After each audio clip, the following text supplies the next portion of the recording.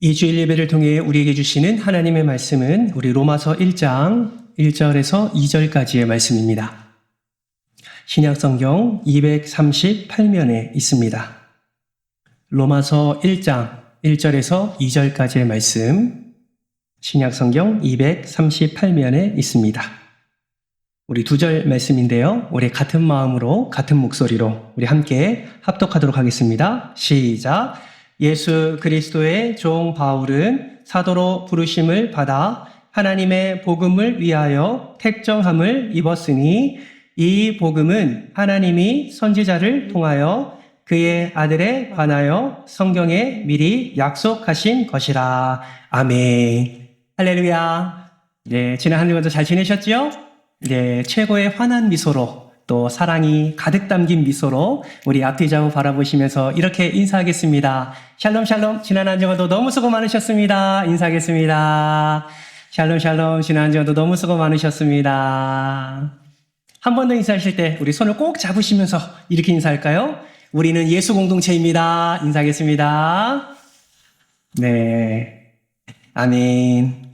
우리는 예수 공동체입니다. 아멘이십니까? 네, 아멘입니다.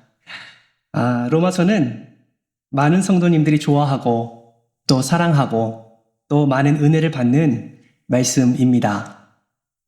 그런데 많이 어렵게 느껴진다라고 하시는 분들이 많으십니다.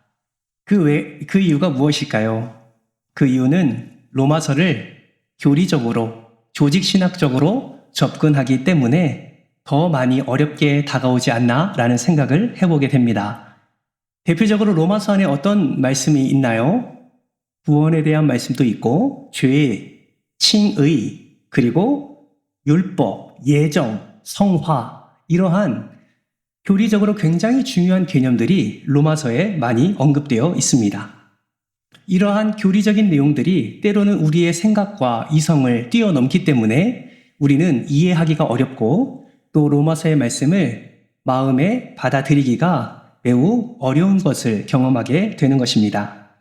그런데 여러분 한번 생각해 보세요. 로마서는 누가 쓴 편지입니까? 사도 바울이 썼거든요. 누구한테 쓴 편지인가요? 로마 교회 성도들한테 쓴 편지입니다. 로마 교회 성도들이 사도 바울의 편지를 받고 이 편지를 읽을 때에 교리적인 관점으로, 조직신학적 관점으로 이 편지를 읽었을까요? 그렇지 않다라는 것이죠.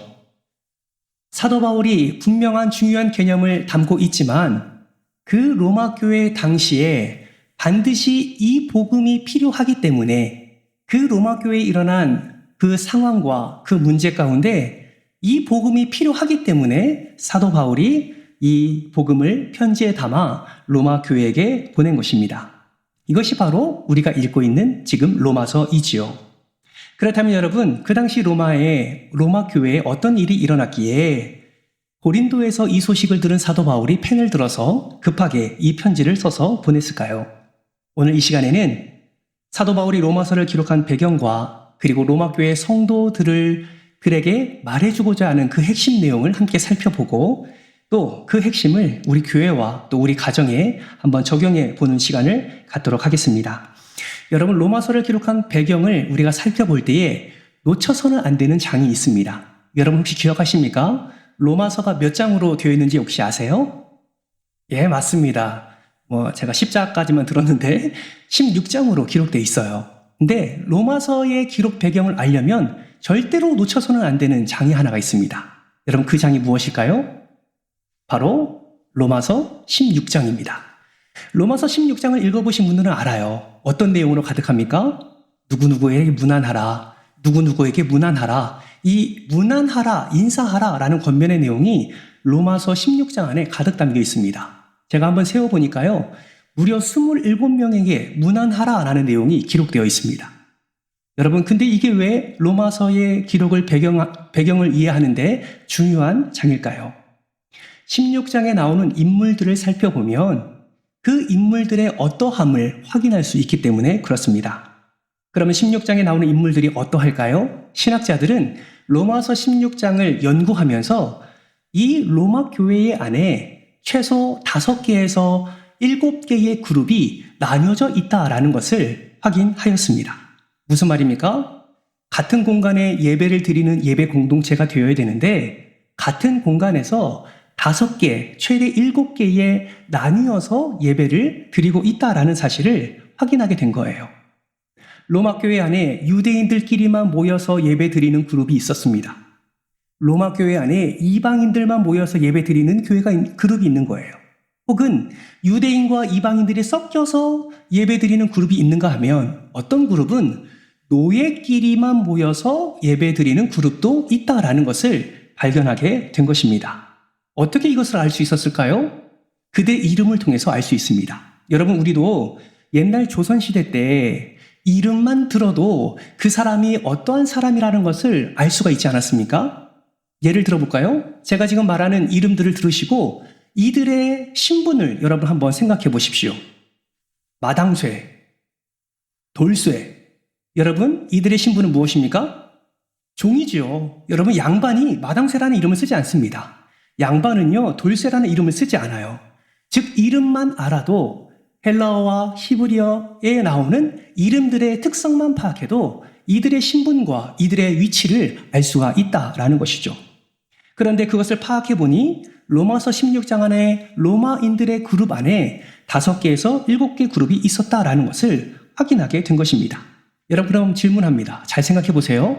지금 로마 교회 안에 5개에서 7개의 그룹이 나뉘어서 예배를 드리고 있습니다. 여러분, 이 공동체는 건강한 공동체인가요?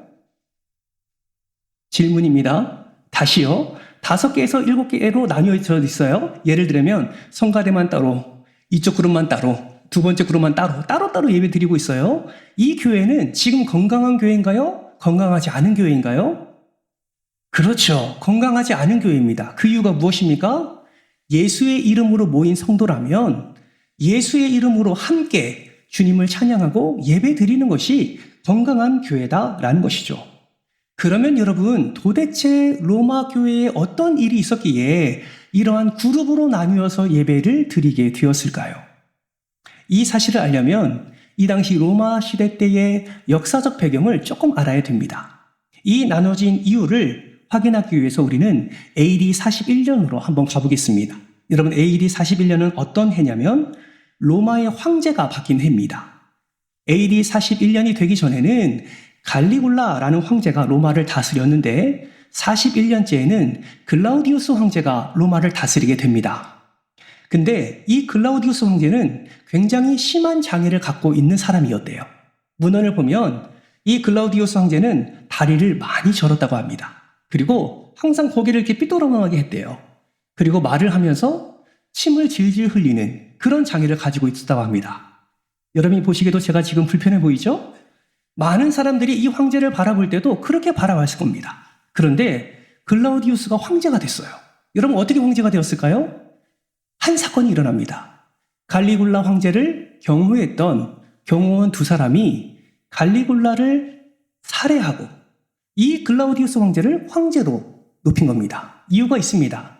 꼭두가시로 세워두고 자기 자신들은 로마를 다스리기 위한 그런 생각을 했던 것이죠.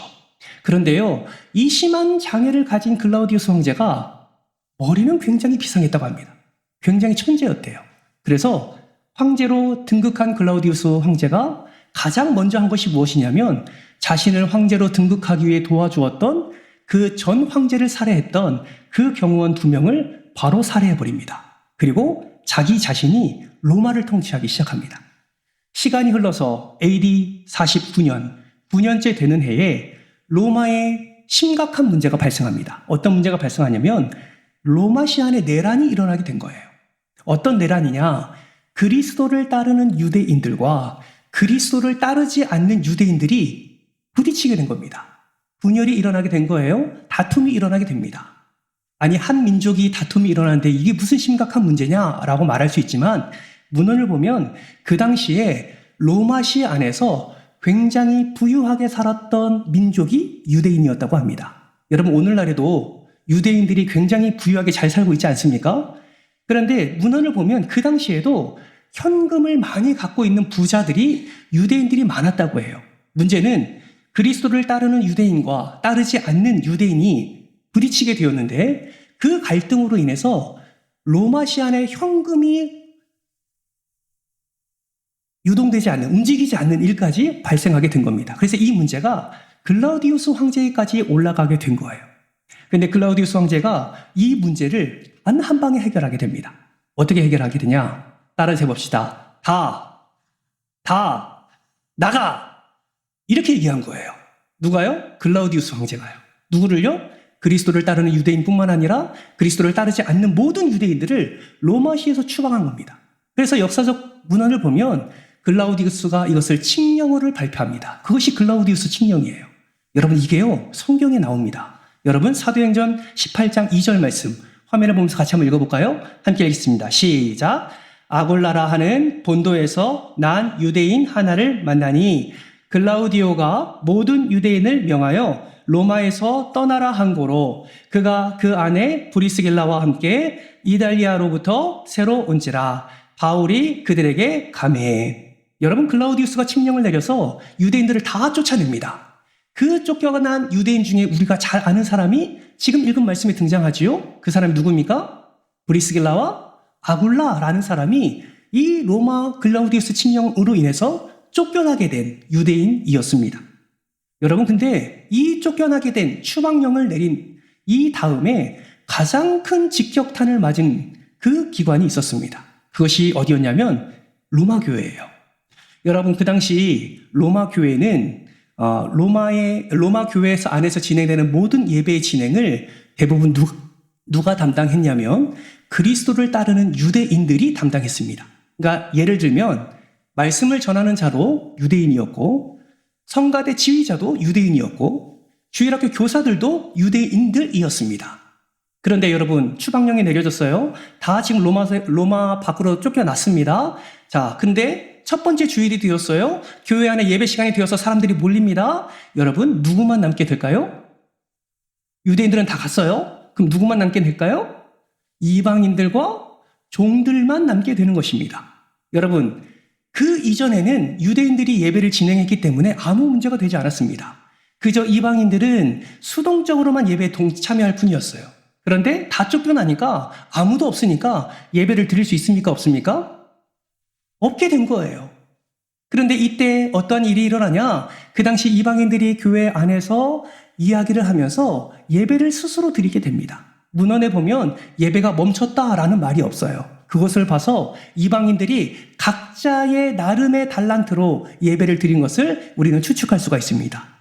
이렇지 않았겠습니까? 그나마 말씀을 조금 잘 아는 사람이 말씀을 선포하고 그나마 찬양을 잘하는 그 한 사람이 찬양대 지휘를 하고 그나마 아이를 사랑하고 말씀을 잘 가르치는 사람이 교사의 직을 감당했겠죠. 처음에는 굉장히 어색했을 겁니다. 근데 문제는 1년이 지나도 유대인이 돌아오지 못하는 거예요. 여러분, 처음에는 어색해도 그 어색함이 반복되면 굉장히 큰 자신감으로 나타나지요. 하다 보니까 익숙해지는 겁니다. 이방인들도 예배를 잘 진행하게 되는 거예요. 문제는요, 더 큰 부흥을 그 당시에 경험하게 됩니다. 이방인들이 더 몰려오는 거예요. 로마 교회 안에. 어떻게 할 수 있냐? 로마서 16장에 이름들이 총 몇 명이라고 얘기했죠? 27명이라고 말씀드리지 않았습니까? 그 중에 70%가 이방인들입니다. 그래서 우리는 그 당시에 이방인들이 예배 드릴 때 이방인들이 더 많이 몰려오는 부흥을 경험한 것을 우리는 추측할 수가 있습니다. 여러분, 2년이 지나도 3년이 지나도 4년이 지나도 유대인이 돌아오지 못해요. 그런데 교회는 부흥이 일어나요. 얼마나 자기들끼리 예배 드렸을 때의 그 부흥의 감격과 기쁨을 맛보게 되었습니까? 그러던 어느 날 AD 54년에 글라우디우스 황제가 죽습니다. 여러분, 그거 아십니까? 로마법에는 어떤 법이 있냐면 황제가 죽으면 그 황제가 세운 법을 다시 검토하게 되어 있습니다. 즉, 예를 들어 제가 황제라면 제가 죽었어요. 그럼 제가 살아있을 때 세운 법은 그 다음에 황제가 할지 말지를 결정하게 된다라는 것입니다. 그것이 로마서 7장 1절 말씀에 나와 있어요. 여러분, 화면 한번 보실까요? 이 또한 같이 한번 읽겠습니다. 로마서 7장 1절 시작. 형제들아, 내가 법 아는 자들에게 말하노니 너희는 그 법이 사람이 살 동안만 그를 주관하는 줄 알지 못하느냐. 아멘. 여러분, 이 말씀은 신학적인 선언이 아니라 로마의 법조문입니다. 황제의 법령은 그 황제가 살아있을 동안에만 유효하다라는 것이죠. 여러분, 글라우디우스 황제 이후에 어떤 황제가 일어나는지 아십니까? 우리가 잘 아는 네로 황제가 그 다음에 황제가 돼요. 여러분, 네로 황제가 황제로 즉위한 다음에 가장 먼저 한 게 뭔지 아십니까? 글라우디우스 황제가 어떤 법령을 만들었는지 검토하기 시작했습니다.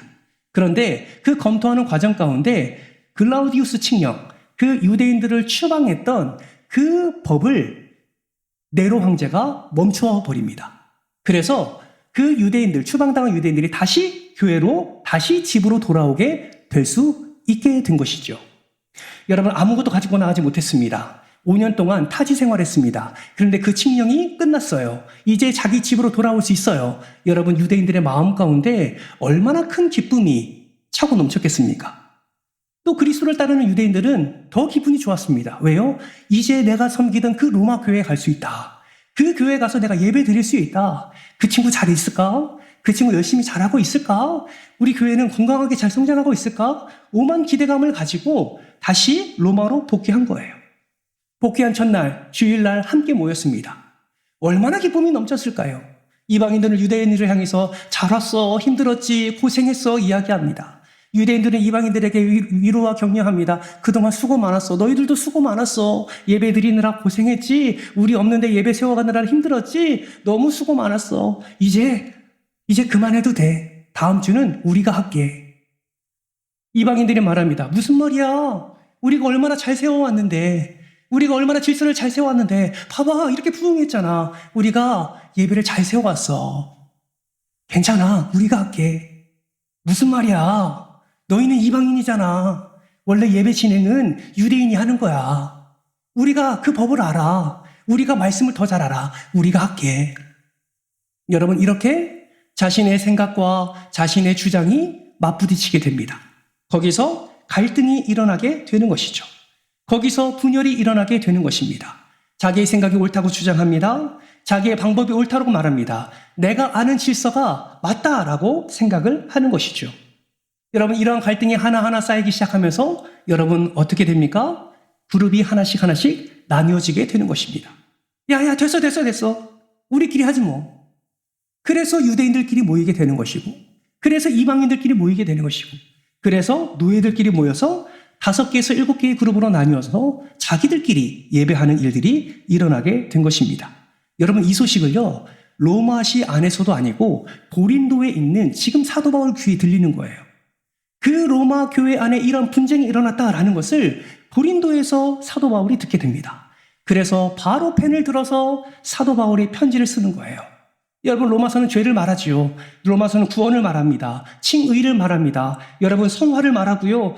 기독교의 핵심 진리를 로마서에 다 기록합니다. 그런데 여러분, 사도 바울이 그 로마 교회를 생각하면서 편지를 썼을 때 여러분, 어떤 마음으로 편지를 썼을까요? 무엇을 가장 확실하게 전달하고자 그 펜을 들었을까요? 그 갈등 상황 속에서, 그 분열 상황 속에서, 그 나뉘어진 상황 속에서, 끼리끼리 모이는 상황 속에서 자기네들끼리는 좋다고 이야기하지만 전혀 좋은 상황, 전혀 정상적인 상황, 전혀 바르지 않은 그 상황 가운데 있는 로마 교회 성도들을 생각하면서 사도 바울은 어떠한 마음으로 로마서를 기록했을까요? 여러분, 칭의도 중요하고 율법도 중요하고 구원도 중요하지만 사도 바울이 아마 이 마음을 가지고 편지를 쓰지 않았을까 생각해 보게 됩니다. 그것이 무엇이냐면 하나됨. 그것이 무엇이냐면 연합입니다. 여러분, 교회는 나뉘어지면 안 됩니다. 교회는 하나가 되어야 합니다. 어떻게 하나가 될 수 있을까요? 그것을 기록한 것이 로마서예요. 어떻게 하나가 될 수 있는가? 그것을 기록한 것이 로마서의 핵심입니다. 사도 바울은 펜을 들어 편지를 쓰면서 그러한 분열 가운데 있는 그 로마 교회 성도들을 향해서 어떠한 말로 시작해야 될까 고민했을 것 같습니다. 그런데 놀라운 것은요, 사도 바울은 그 편지를 쓰면서 가장 첫 번째 말로 어떤 말씀을 쓸까요? 우리 로마서 1장 1절 말씀을 같이 한번 읽어보겠습니다. 시작! 예수 그리스도의 종 바울은 사도로 부르심을 받아 하나님의 복음을 위하여 택정함을 입었으니. 아멘. 여러분, 로마 교회 편지를 쓰면서 가장 먼저 쓴 단어가 무엇입니까? 예수 그리스도의 종이라고 씁니다. 여러분 왜 그렇게 썼을까요? 쓰고 싶은 말이 너무나 많았을 텐데, 하고 싶은 말이 많았을 텐데 왜 로마 교회 성도들에게 편지를 쓰면서 가장 먼저 예수 그리스도의 종 바울은 이라고 썼을까요? 굳이 이 표현을 쓴 이유가 무엇일까요? 여러분 이 표현은요, 사도 바울이 서신서를 많이 쓰지 않습니까? 로마서를 포함해서 총 3번의 편지에 쓰인 표현이에요. 예수 그리스도의 종 바울. 여러분 예수 그리스도의 종은 점잖은 표현이지요. 종은 또 다른 말로 무엇이라 이야기할 수 있습니까? 노예라고 말할 수 있습니다.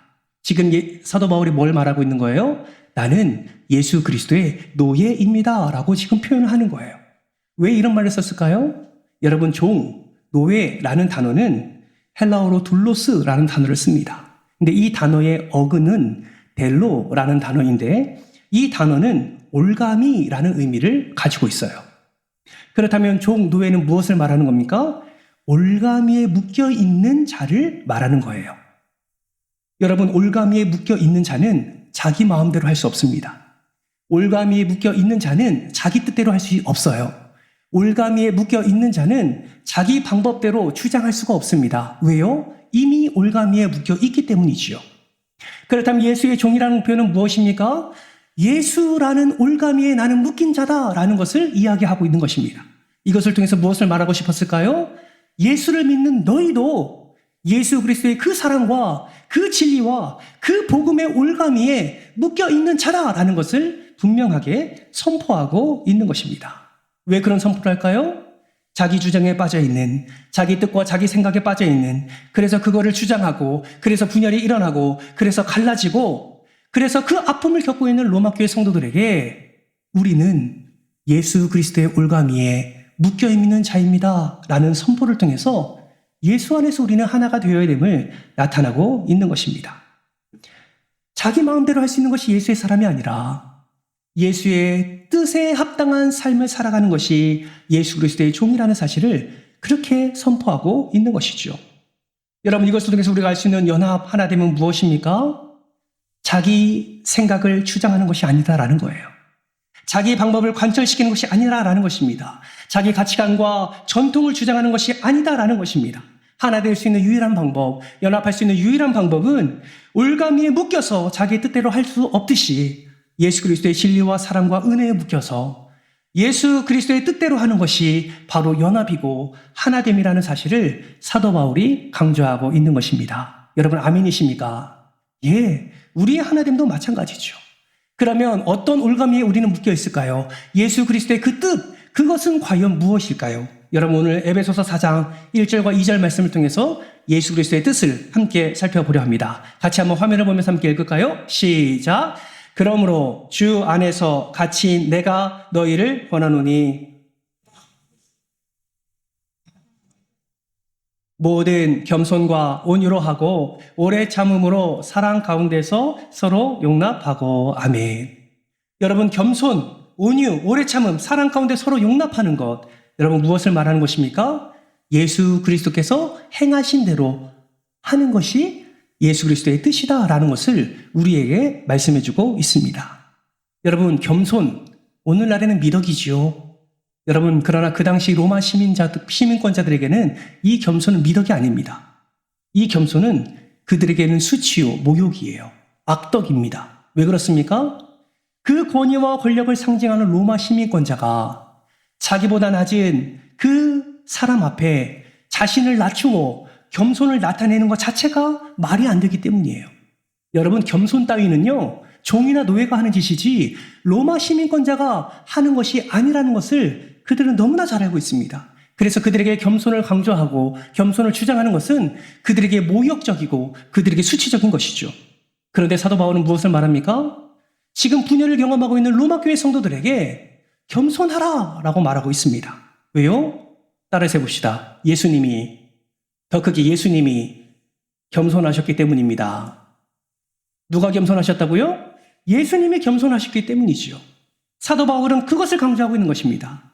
너희가 믿는 예수는 근본 하나님의 본체시나 하나님과 동등됨을 취할 것으로 여기지 아니하시고 오직 종의 형체를 가지사 사람처럼 되셨고 친히 섬김의 본을 보이신 자이기에 우리가 예수님처럼 겸손해야 됩니다 라고 강조하고 있는 것입니다.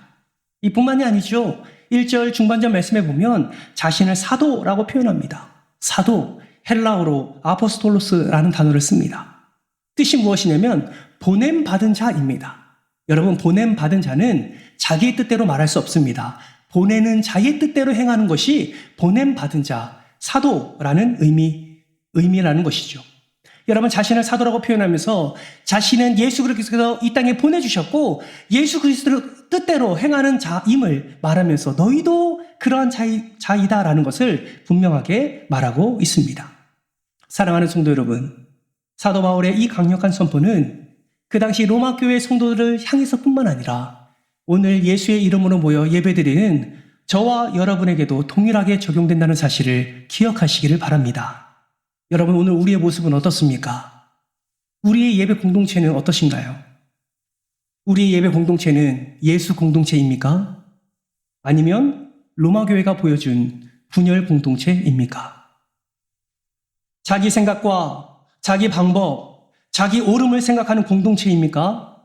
아니면 예수의 겸손을 본받아 나보다 남을 낮게 여기고 남을 존중하는 공동체입니까?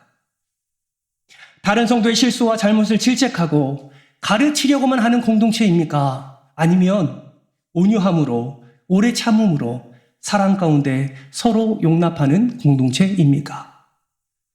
교회뿐만이 아닙니다. 내가 살아가고 있는 가정 공동체는 어떠신가요? 여러분의 가정 공동체는 예수 공동체이십니까? 자기 생각을 주장하고 그것이 관철되지 않으면 화를 내고 분을 내는 분열 공동체 아니십니까? 여러분, 하나님은 우리 모두가 예수 공동체로, 건강한 공동체로, 믿음 공동체로 그렇게 바르게 서가길 원하고 계십니다. 여러분, 그러므로 기억하십시오. 예수 그리스도는 분쟁이 아닙니다. 예수 그리스도는 하나됨입니다. 예수 그리스도는 분열이 아닙니다. 예수 그리스도는 연합입니다. 연합 좋은 거 잘 알고 계시죠? 하나님이 좋은 거 잘 알고 계시죠? 여러분, 아는 것에만 멈추지 마시고 여러분 십자가로 하나 되시기에, 예수로 하나 되시기에 더 힘써 행함과 진실함으로 나타내는 저와 여러분 되시기를 주님의 이름으로 축복합니다. 여러분, 우리 교회가 예수 공동체가 아니라서 드리는 말씀이 아닙니다. 우리 교회가 지금 서로를 무시하고 서로를 핍박하고 서로의 생각을 그렇게 무시하고 그런 상황이어서 드리는 말씀이 아니에요. 로마 교회처럼 분열되고 그래서 드리는 말씀이 아닙니다. 왜 이런 말씀을 드립니까? 여러분, 지금도 악한 사단은 우리의 마음을 얼마나 뒤흔드는지 모릅니다. 우리는 많이 경험하지요. 연합이 좋은 거 너무나 알기에 힘써 행하지만 때로는 우리가 함께 연합하면서 가정 안에서도 교회 안에서도 사단이 주는 잘못된 생각과 판단으로 인해서 다른 사람을 정죄할 때도 있고 또 다름을 잘못이라 여기며 그렇게 때로는 갈등을 경험할 때도 우리는 있습니다. 여러분, 혹여나 이러한 상황 가운데 가정 안에서 이러한 어려움을 겪고 계신다면, 일터에서 이러한 어려움을 겪고 계신다면, 또 교회 안에서 이러한 분열의 아픔이 우리의 마음을 뒤흔들고 있다면 여러분, 다시 한번 그 자리에서 예수 그리스도를 바라보시기를 주님의 이름으로 축복합니다. 여러분, 다툼과 분쟁이 아니라 내 사랑하는 가정 안에서, 구역 안에서, 부서 안에서, 봉사의 자리에서, 섬김의 자리에서, 예배의 자리에서 이런 안타까운 마음이 아니라 하나님이 주시는 그 예수 그리스도의 마음으로 그렇게 예수 공동체로 든든히 세워가는 저와 여러분 되시기를 주님의 이름으로 축복합니다. 오늘 시온 찬양대의 찬양을 들으면서 더 분명하게 우리가 붙잡아야 될 것이 무엇인지를 다시 한번 깨닫게 됩니다.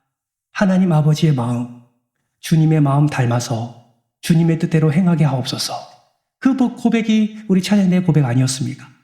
사랑하는 성도 여러분, 예수 공동체는 그 누구를 지목해서 그 사람만 잘하면 된다가 아닙니다. 내가 먼저 그 연합 공동체, 그 믿음 공동체, 그 예수 공동체로 잘 세워져 가고 있는지 점검해 보시길 바랍니다. 그리고 가정 안에서도 그러한 말씀을 붙잡고 다시 한번 하나님의 하나님 되심을 인정하며 하나님의 뜻대로 살아가는 그 발버둥 속에 하나님께서 허락해 주시는 그 하나됨의 은혜를 충만히 누리시기를 주님의 이름으로 축복합니다. 여러분 기억하세요. 예수님은 남들이 하기 싫어하는 그 일에 먼저 손을 내미셨습니다. 예수님은 남들이 부담스러워하는 일에 먼저 다가가셨습니다. 예수님은 남들이 정말 어려워하는 그 관계적 깨어짐 속에서도 용서의 은혜를 나타내 주셨고, 예수님은 먼저 하나님의 놀라운 사랑을 우리에게 나타내 주셨습니다. 저는 정말 소망합니다.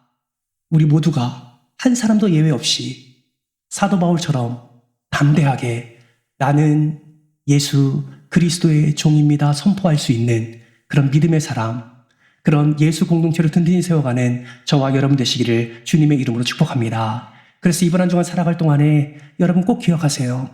나는 예수 그리스도의 종입니다. 나는 예수 그리스도의 종입니다. 어떤 어려움을 만나든지 꼭 기억하십시오. 나는 올감에 묶여있는 사람입니다. 나는 예수라는 그 사랑에, 그 진리에, 그 복음에 올감에 묶여있는 그 예수의 사람입니다 라는 것을 반드시 기억하시면서 예수의 뜻대로 행하심으로 말미암아 여러분이 있는 자리마다 예수 공동체로 든든하게 서가는 저와 여러분의 삶이 되시기를 주님의 이름으로 축복합니다. 내가 먼저 그 자리에 나아가 예수 공동체로 서기를 노력할 때에 우리 가정이 분쟁과 분열이 아니라 하나됨의 은혜를 누리게 될 줄 믿습니다.